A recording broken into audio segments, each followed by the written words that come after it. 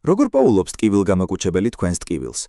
სინამდვილეში ის არ ეძებს მას, ის მხოლოდ ბლოკავს იმ სიგნალებს, რომლებიც ტკივილს წარმოქმნიან. მისი მიღების შემდეგ ის სისხლში დაახლოებით 10-დან 30 წუთში შეიწოვება.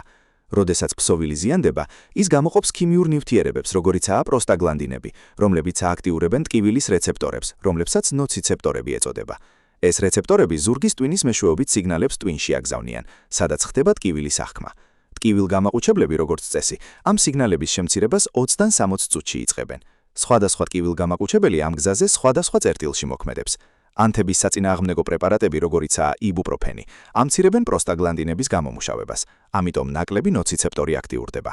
პარაცეტამოლი ძირითადად ტვინში მოქმედებს და ტკივილის აღქმას ამცირებს. ოპიოიდები მოქმედებენ ტვინსა და ზურგის ტვინზე, რაც ამცირებს ტკივილის სიგნალების გადაცემის სიმძლავრეს. მათი პიკური ეფექტი ჩვეულებრივ 1-დან 2 საათის შემდეგ მიიღწევა.